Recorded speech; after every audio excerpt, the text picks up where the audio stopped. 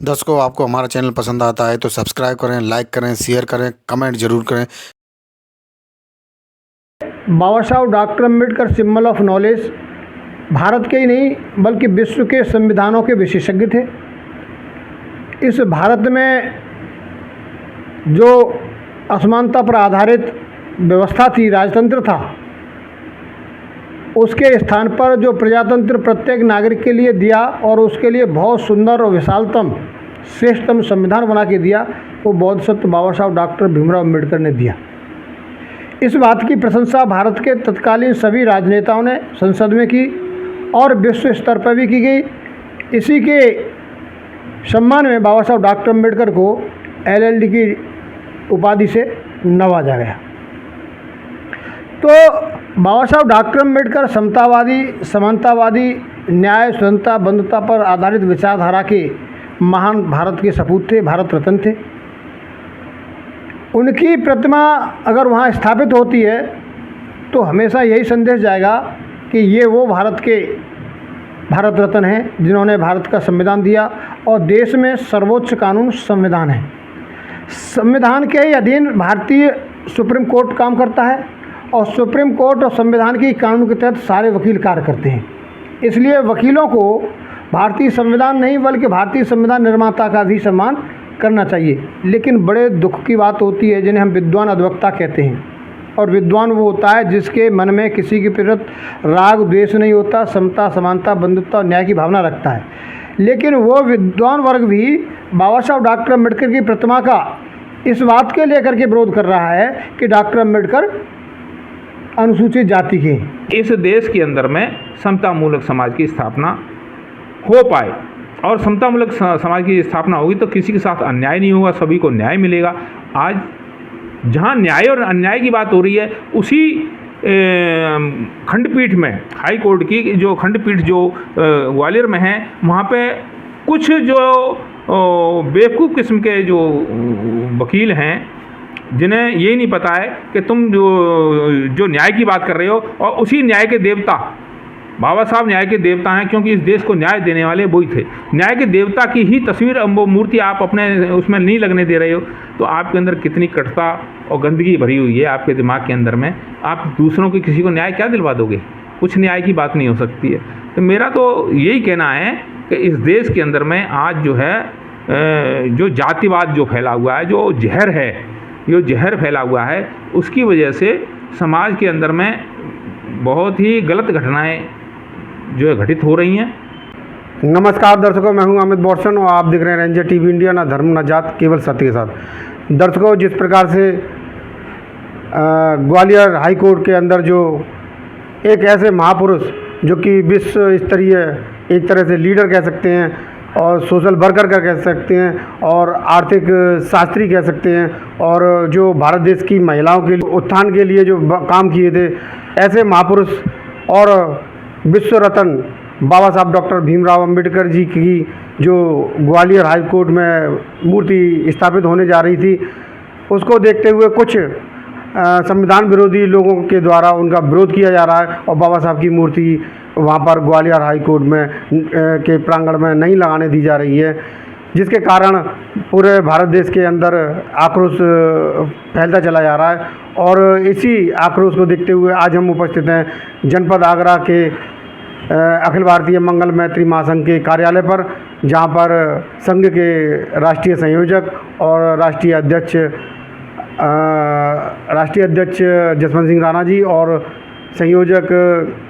राष्ट्रीय संयोजक देवेंद्र सिंह सौगरकिया जी हमारे साथ उपस्थित हैं, और इसी विषय को लेकर क्या कहना चाहेंगे, आइए जानते हैं। सबसे पहले मैं रेंजर टीवी इंडिया को बहुत बहुत बधाई देता हूं, क्योंकि आप जन मुद्दों को जन जन तक पहुंचाते हैं। मैं सभी रेंजर टीवी इंडिया के दर्शकों को बहुत बहुत बधाई दूंगा कि आपने रेंजर टीवी इंडिया की बड़ी मात्रा में सब्सक्राइब किया है, लाइक किया है। इसके लिए इनका विस्तार भी तेज़ी से हो रहा है रेंजर टीवी इंडिया का। ये ऐसा ही बढ़ता रहे, ऐसी ही मंगल कामना करता हूँ। आपने भाई ग्वालियर हाई कोर्ट प्रकरण में बात रखी है। ग्वालियर में हाई कोर्ट की एक नई बिल्डिंग का निर्माण हुआ है। उस नई बिल्डिंग के निर्माण के समय पर जो खंडपीठ है, जबलपुर हाई कोर्ट है, खंडपीठ एक इंदौर में है और एक खंडपीठ ग्वालियर में है। तो ग्वालियर खंडपीठ की जो नई बिल्डिंग का निर्माण हुआ, वहाँ अम्बेडकरवादी विचारधारा के अधिवक्ताओं ने एक प्रस्ताव भेजा ऑनरेबल हाई कोर्ट में कि चीफ जस्टिस के पास कि नया प्रांगण बन रहा है और इस प्रांगण में आप डॉक्टर अम्बेडकर की प्रतिमा लगाने की मंजूरी दे दी जाए। तो वहाँ के हाई कोर्ट के चीफ जस्टिस द्वारा स्वीकृति दी गई और उसी प्रस्ताव के आधार पर, स्वीकृति के आधार पर जो है, वहाँ बिल्डिंग बनाने वाली जो कंस्ट्रक्शन समिति है, कंपनी है, निर्माण कराने वाली जो भी जिम्मेदार एजेंसी है, उसने बाबा साहब डॉक्टर अम्बेडकर की प्रतिमा के लिए वहाँ फाउंडेशन बनाया और समर्थकों के आर्थिक सहयोग से वहाँ के लिए प्रतिमा लाई गई। लेकिन जब वो प्रतिमा लगाने की स्थिति जैसे जैसे नज़दीक आ रही है, क्योंकि वो 17 मई को लगनी थी, जिसका उद्घाटन माननीय राज्यपाल महोदय मध्य प्रदेश को करना था, लेकिन जैसे ही इस बात की जानकारी वहाँ मनुवादी विचारधारा के अधिवक्ताओं को हुई, उन्होंने विरोध करना शुरू कर दिया। देखिए, बाबा साहब doctor Ambedkar symbol of knowledge Bharat के ही नहीं बल्कि विश्व के संविधानों के विशेषज्ञ थे। इस भारत में जो असमानता पर आधारित व्यवस्था थी, राजतंत्र था, उसके स्थान पर जो प्रजातंत्र प्रत्येक नागरिक के लिए दिया और उसके लिए बहुत सुंदर और विशालतम श्रेष्ठतम संविधान बना के दिया, वो बौद्ध सत्य बाबा साहब डॉक्टर भीमराव अम्बेडकर ने दिया। इस बात की प्रशंसा भारत के तत्कालीन सभी राजनेताओं ने संसद में की और विश्व स्तर पर भी की गई। इसी के सम्मान में बाबा साहब डॉक्टर अम्बेडकर को LLD की उपाधि से नवाजा गया। तो बाबा साहब डॉक्टर अम्बेडकर समतावादी, समानतावादी, न्याय, स्वतंत्रता, बंधुता पर आधारित विचारधारा के महान भारत के सपूत थे, भारत रत्न थे। उनकी प्रतिमा अगर वहाँ स्थापित होती है तो हमेशा यही संदेश जाएगा कि ये वो भारत रत्न हैं जिन्होंने भारत का संविधान दिया और देश में सर्वोच्च कानून संविधान है।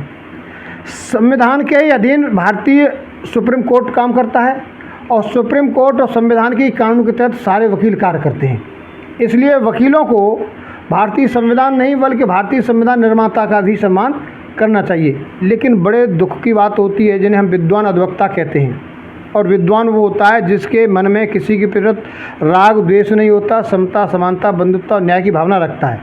लेकिन वो विद्वान वर्ग भी बाबा साहब डॉक्टर अम्बेडकर की प्रतिमा का इस बात के लेकर के विरोध कर रहा है कि डॉक्टर अम्बेडकर अनुसूचित जाति के, वो भले ही शब्द इस बात को न कहें, लेकिन अगर उनको इस बात का विरोध नहीं होता तो मुझे बता दें कि मनु की स्मृति हाई कोर्ट राजस्थान में लगी हुई है।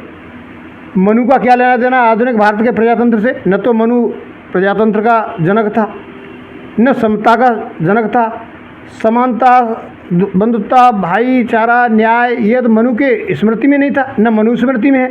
लेकिन आधुनिक भारत में भी उसकी मूर्ति जो है हाई कोर्ट राजस्थान परिसर में लगा दी गई और बाबा साहब डॉक्टर अम्बेडकर की मूर्ति ऑनरेबल सुप्रीम कोर्ट में लगी हुई है, चीफ जस्टिस ऑफ इंडिया ने लगाई है, इनसे पहले वालों ने लगाया।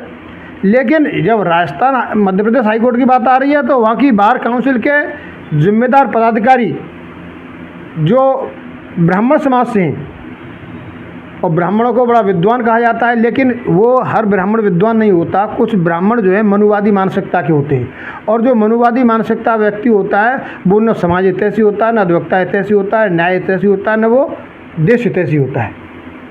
इस देश को लंबे समय तक अगर गुलाम रखा है ब्रिटिश ने और अंग्रेज़ों ने, वो मनुवादी मानसिकता के कारण हुआ है, क्योंकि यहाँ की जातिवादी व्यवस्था में भारत के सशक्त वर्ग को बांट दिया है। और कहते हैं कि अंग्रेज़ों ने डिवाइड एंड रूल किया, अंग्रेज़ों ने डिवाइड एंड रूल नहीं किया। ये ब्राह्मणवादी व्यवस्था ने, जो मनुवादी मानसिकता के लोग हैं, ये डिवाइड एंड रूल इन्होंने किया है। ये अंग्रेज़ों के ऊपर लगते हैं, ये हमेशा अपनी बुराई दूसरों पर देते हैं।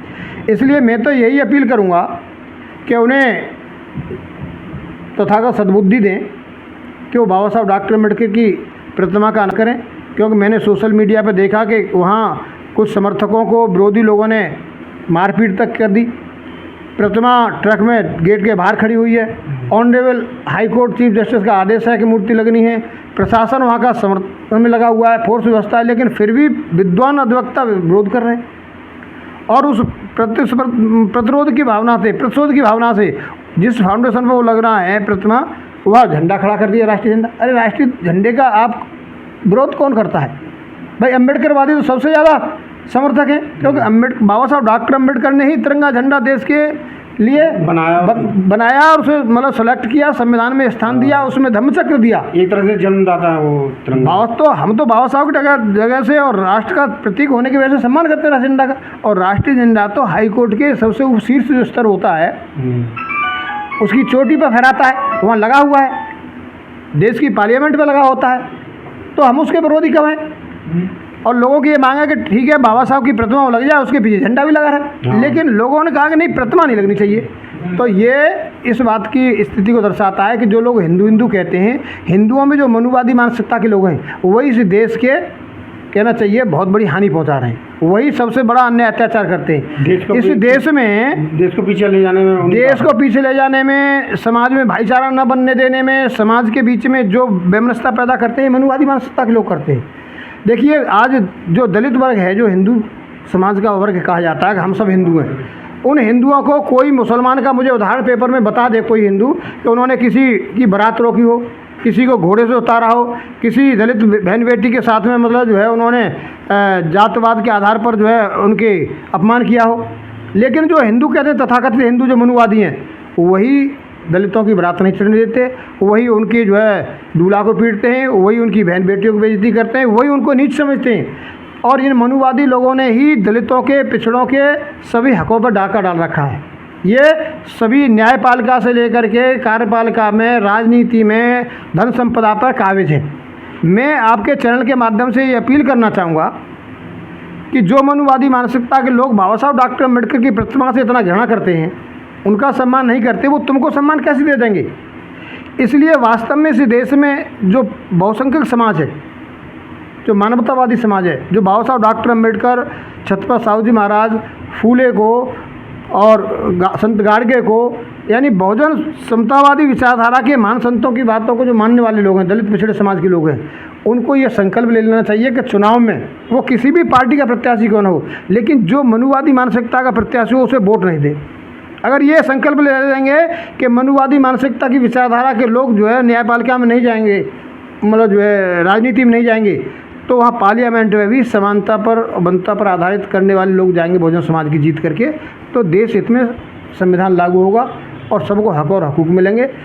मैं तो यही कहना चाहूँगा आपके चैनल के माध्यम से, और अखिल भारतीय मंगल मैत्री महासंघ यही सिखाना चाहता है कि देखिए जाति आधार पर बन जाइए।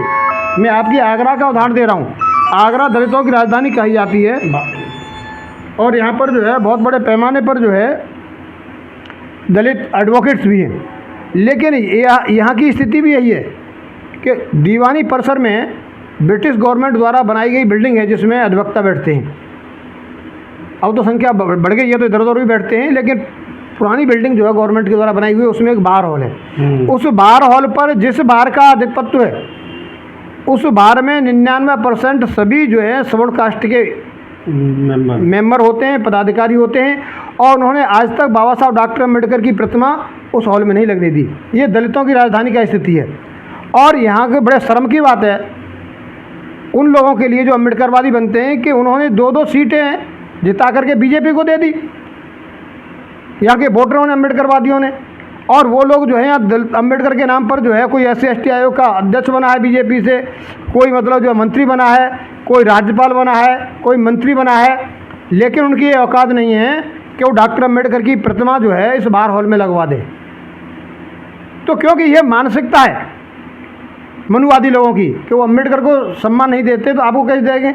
तो मैं नौजवानों की जिम्मेदारी है कि ऐसे दोहरे चरित्र के जो नेता हैं, जो अम्बेडकरवाद की बात करते हैं, जो जातवाद की बात करते हैं और उन मनुवाद को मजबूत करते हैं, वो कोई पार्टी हो, मैं किसी पार्टी का न तो समर्थक हूँ न किसी का विरोधी हूँ। मैं इस बात का समर्थक हूँ कि जो सच्चे अम्बेडकरवादी हैं वो ये फैसला ले लें कि चुनाव में उस प्रत्याशी को वोट नहीं देना है, वो किसी भी पार्टी से हो, किसी भी क्षेत्र से हो, कि वो अगर समता, समानता, न्याय, बंधुता और संविधान में आस्था नहीं रखता, जिसके अंदर मनुवाद है, उसे वोट न दें, उन्हें हराएं, उनकी जगह पर जो है उन प्रत्याशियों को जिताएं जो मानवतावादी हैं, संविधानवादी हैं।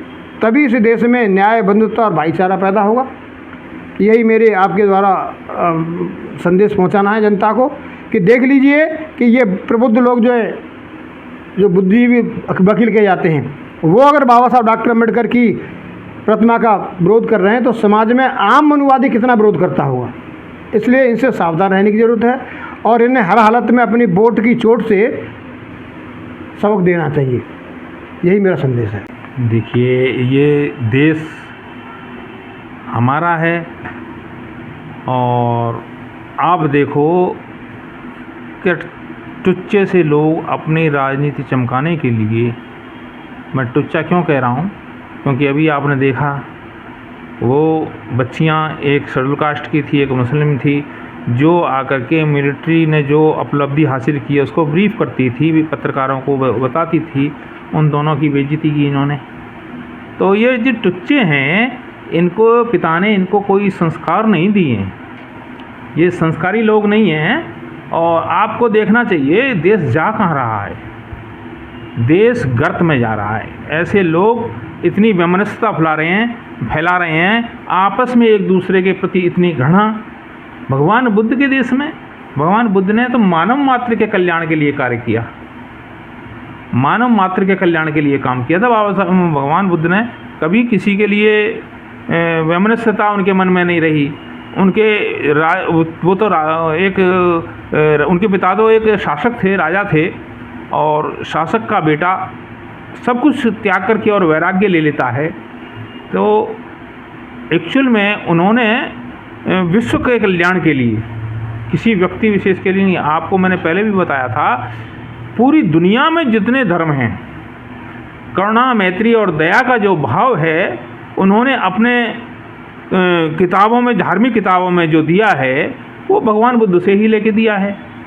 क्योंकि आप ये देखिए कि जीसस जो आए थे, ईसा मसीह जो आए थे, तो वो यहाँ पर कश्मीर में आकर के उन्होंने बुद्ध धर्म का अध्ययन किया। उसके बाद जो है उधर जाके यूनानी जो लोग हैं, उनको अंदर में जो है क्राइस्ट का, अपने धर्म का उन्होंने उद्गम किया, और उन्होंने करुणा, दया, मैत्री और प्रेम के लिए अपनी खुद की जान दे दी। ईसा मसीह ने अपनी जान दे दी थी इसी बात के लिए। तो भगवान बुद्ध का धर्म एक बहुत वो है। और देखिए, जिसको आप धर्म कहते हो, हिंदू धर्म कोई धर्म ही नहीं है। मैंने तो अभी उसका इतिहास बता दें, ये कोई इतिहास हो। 1000 साल पहले जातियां नहीं थी, इन्होंने आकर के यहाँ आपस में टुकड़े करके जातियां बना दी। था क्या, जब भारत में ये विदेशी लोग आए तो भारत का जो मूल निवासी था वो इनसे डरता था कि कहीं ये किसी को मार ना दें, किसी को जहर ना दे दें या किसी को नहीं, तो इनसे थोड़ी दूरी रखता था। वो इनके हाथ का छुआ खाता नहीं था, इनसे वो नहीं करता था, तो इनको अछूत की तरह समझते थे। तो आज उन्होंने देखो 1000 साल के अंदर में, उनका धीरज को देखो, मैं उनके धीरज की वो करता हूँ कि उन्होंने 1000 साल के अंदर में सब कुछ उल्टा कर दिया। आज तुम्हें अछूत बना दिया तुम्हारे भाई बंधों के बीच में। तुम्हारे भाई बंध कौन है? क्योंकि जो तुम्हारे वंशज हैं, जैसे यहाँ पे जो है भगवान बुद्ध के समय से ही जो वंश चले आ रहे थे, वो आज भी चाइना में वंश ही चल रहा है, लेकिन यहाँ का वंश खत्म हो गया। यहाँ के वंशों में उन्होंने आपस में ही जाति भेद पैदा कर दिया। जातियाँ इसीलिए बनाई गई हैं कि इनमें आपस में फूट पड़ जाए। तो और वो इस अपने मिशन में कामयाब हो गए। उनका मिशन दीर्घकालिक और लंबा होता है। हमारे समाज का तो कोई मिशन ही नहीं है। वो दीर्घकालिक तो तब होगा जब कोई मिशन हो, मिशन ही नहीं है तो उसका ये फ़ायदा उठाते हैं। और इन्होंने जिस तरह से आपके अंदर फूट डाली है, वो आज भी, जो मैंने पहले आपको एक वीडियो में बताया था कि ये धंधे वाले लोग हैं, उन्होंने राजनीति को और सोशल मूवमेंट को एक धंधे के रूप में परिवर्तन कर दिया है। तो उनको सबको ये चाहिए कि भाई मेरे को एक नौकरी मिल जाए, चाहे विधायक की मिल जाए, चाहे पार्षद की मिल जाए, चाहे सांसद की मिल जाए, एक नौकरी मिल जाए। तो अभी जो हमारे राष्ट्रीय अध्यक्ष जी ने जो बात कही, वो बहुत ही कारगर बात कही। हम में खुद में कमी है। मैंने आपको पिछले वीडियो में बताया था कि आदरणीय मोदी जी 3 बार प्रधानमंत्री बने हैं, तीसरी बार भी बने हैं तो बहन जी की कृपा से बने हैं। वो आज का भी उनका देखिए, अभी जो सोफिया कुरैशी के लिए जो एक मंत्री ने अभद्र वो जो है टिप्पणी की है, उस टिप्पणी के लिए बहन जी ने ये कहा है इस तरह का कार्य इनको नहीं करना चाहिए, शोभा नहीं देता है भाजपा को। तो आप सोचने की बात है कि बहन जी तो ऐसे कह रही हैं जैसे वो उनके अपने बच्चे के लिए कह रही हूँ, बचाव के लिए, कि उसको इस तरह के व्यवहार नहीं करना चाहिए और उसके खिलाफ जो है कड़ी कार्रवाई करनी चाहिए। तो कार्रवाई तुम करोगी, वो बीजेपी वाले करेंगे। तुम्हें अपनी पार्टी के अंदर में आज तुम्हारी विचारधारा की वजह से, गलत विचारधारा की वजह से, जो साहब कांशीराम जी ने एक मूवमेंट खड़ा किया था, उस मूवमेंट को ख़त्म हो गया। वो मूवमेंट था, एक मिशन था, और मिशन उन्होंने किसने ख़त्म किया?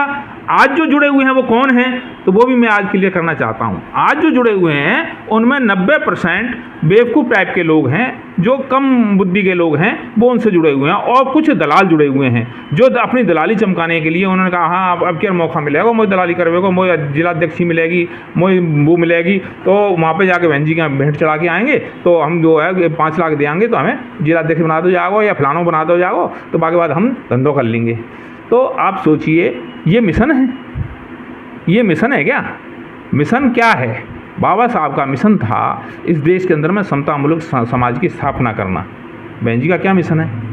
वो जब मुख्यमंत्री थी तब उन्होंने कहा था कि मैं बौद्ध धर्म ग्रहण कर लूँगी, और उनकी पहली जो कॉन्फ्रेंस थी उसमें तो उन्होंने अपने कार्यकर्ताओं को दलाल बता दिया था। उन्होंने कहा कोई भी थाने में और वहाँ पर कहीं आकर के किसी भी कार्यकर्ता को छुड़ाने की और उसके लिए कोशिश करता है तो पुलिस जो है मुझे सूचना दे, मैं उनको पार्टी से निकाल दूंगी। वो सब दलाली करते हैं, जो दलालों को सबको बाहर निकाल दूंगी। सबरे दलाली तो है तुम्हारी पार्टी में आज की तारीख में है कौन? भाई आज की तारीख में आप देखो वहाँ बचा कौन है? क्यों? आपकी नीतियों की वजह से। आप जो सत्ताधारी पार्टी है उससे प्रश्न किया जाता है, ना कि विपक्षी पार्टियों से। और बहन जी किसने प्रश्न करती हैं? कांग्रेस से प्रश्न करती हैं और समाजवादी पार्टी से प्रश्न करती हैं। तो विरोधी पार्टियों से कर रही हैं जो सत्ता में नहीं है। जो सत्ता में उनसे तुम प्रश्न नहीं कर पा रही हो। तो ये कितनी एक विडंबना ही है हमारे समाज की। और दूसरी चीज़ क्या है, हमारे समाज की आप तुम ज़्यादातर वो देखोगे वो जाटव महापंचायत है। जहाँ भी देखोगे आप सिर्फ जाटवों के अलावा आपको ना तो कोई अदर कास्ट मिलेगा, ना बैकवर्ड का मिलेगा, ना और किसी जाति या धर्म का लोग मिलेंगे, सिर्फ एक ही कास्ट के लोग मिलेंगे। और उनसे बात करोगे तो आप वो बसपा की बात करेंगे, समझ रहे आप? वो बसपा की बात करेंगे खाली, वो समाज की बात नहीं करते हैं। समाज क्या एक जाति से बनता है? समाज सभी जाति धर्म के जो लोग हैं उससे समाज बनता है। बहुजन समाज की बात करें तो इस देश का जो मूल निवासी था, मूल समाज था, वो सभी लोगों को जोड़ करके बहुजन समाज बनाया गया था। आज कहाँ है बहुजन समाज? मुझे तो कहीं समझ बहुजन समाज नज़र नहीं आता है, उनमें एकता नज़र नहीं आती है। क्योंकि आज भारतीय जनता पार्टी की सरकार बनी हुई है तो वो बहुजन समाज के सभी अंग तो आज बहुजन भारतीय जनता पार्टी के साथ में है। आज देखिए पिछड़ा वर्ग सारा उन्हीं के साथ में है, क्योंकि पिछड़े वर्ग की बदौलत और शेड्यूल कास्ट के वर्गों की बदौलत ही तो वो आज सत्ता में हैं। चाहे आप ओपी राजभर की बात कर लें या अनुप्रिया पटेल की बात कर लें, किसी की भी बात कर लीजिए आप। मैं किसी जाति धर्म विशेष की बात नहीं करके मैं सिर्फ एक बात कहना चाहता हूँ। मैं ये कहना चाहता हूँ समाज सभी जाति धर्म और लोगों के हिसाब से बनता है। और बाबा साहब ने बौद्ध धर्म ही ग्रहण क्यों किया? बाबा साहब ने बौद्ध धर्म इसलिए ग्रहण किया था कि इस देश के अंदर में समतामूलक समाज की स्थापना हो पाए। और समतामूलक समाज की स्थापना होगी तो किसी के साथ अन्याय नहीं होगा, सभी को न्याय मिलेगा। आज जहाँ न्याय और अन्याय की बात हो रही है उसी खंडपीठ में, हाई कोर्ट की जो खंडपीठ जो ग्वालियर में है, वहाँ पे कुछ जो बेवकूफ़ किस्म के जो वकील हैं जिन्हें ये नहीं पता है कि तुम जो न्याय की बात कर रहे हो, और उसी न्याय के देवता बाबा साहब न्याय के देवता हैं, क्योंकि इस देश को न्याय देने वाले वही थे। न्याय के देवता की ही तस्वीर वो मूर्ति आप अपने उसमें नहीं लगने दे रहे हो, तो आपके अंदर कितनी कटुता और गंदगी भरी हुई है आपके दिमाग के अंदर में। आप दूसरों की किसी को न्याय क्या दिलवा दोगे? कुछ न्याय की बात नहीं हो सकती है। तो मेरा तो यही कहना है कि इस देश के अंदर में आज जो है जो जातिवाद जो फैला हुआ है, जो जहर है, जो जहर फैला हुआ है, उसकी वजह से समाज के अंदर में बहुत ही गलत घटनाएं जो है घटित हो रही हैं। और इसके लिए आप ये देखिए हमारे समाज में भी हर एक समाज जाति के अंदर में जो है जो नेतृत्व कर रहे हैं उनके दिमाग में भी गंदगी भरी हुई है, क्योंकि वो जाति से निकल ही नहीं पा रहे हैं। इसलिए अभी जो साहब ने इन्होंने बताया, हमारे राष्ट्रीय अध्यक्ष जी ने, तो वो सत्य बताया कि सिर्फ एक ही आपका उद्धार करने वाले हैं, वो हैं भगवान बुद्ध, जो बाबा साहब ने हमें, हमारे गुरु ने हमें दिया। हमारे गुरु हैं बाबा साहब, जिन्होंने जो हमें दिया वो दिए बुद्ध। तो बुद्ध ही शांति का मार्ग है, बुद्ध ही सभी के उद्धार का मार्ग है, और बुद्ध धम्म पर चलकर ही हम जो है हमारे समाज का उद्धार कर सकते हैं, देश का विकास कर सकते हैं। देश के विकास में सबका हित निहित है। तो मेरा तो सभी से ये निवेदन है, बाबा साहब की मूर्ति को वहाँ आराम से स्थापित करने दें, कोई किसी का विरोध ना करे। व्यक्तिगत उसमें लेकर के आप किसी को वो नहीं कर सकते हो। आप ये देखिए कि राजा जो पूर्व में राजा हुआ करते थे वो क्षत्रिय होते थे, और लेकिन वो अपने मंत्रिमंडल में सिर्फ 2-4 ही क्षत्रिय रखते थे, बाकी सब और जातियों का सम्मिश्रण होता था। वो क्यों होता था? क्योंकि उन्हें मालूम है कि उनको गद्दी से उतारने वाला भी क्षत्रिय ही होगा, समझ रहे हो। इसलिए उन क्षत्रियों से वो सचेत रहते थे, अपनी बिरादरी से ही वो सचेत रहते थे कि वो जो है कहीं ऐसा ना हो कि वो दूसरा ठाकुर मुझे ही आकर के अपनी गद्दी से उठा दे और मेरी गद्दी पे आके काबिज हो जाए।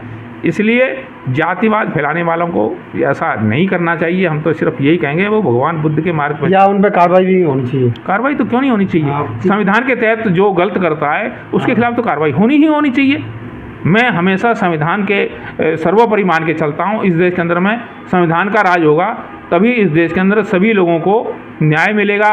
तो उनको जो है विकास का मार्ग भी उसी से प्रशस्त होता है। न्याय से ही विकास का मार्ग भी प्रशस्त होता है। इस देश के अंदर में अगर सभी को न्याय मिलेगा तो सभी का विकास भी होगा। यही मेरा कहना है। इन्हीं शब्दों के साथ मैं अपनी बात को समाप्त करूँगा। जय भीम, नमो बुद्धाय।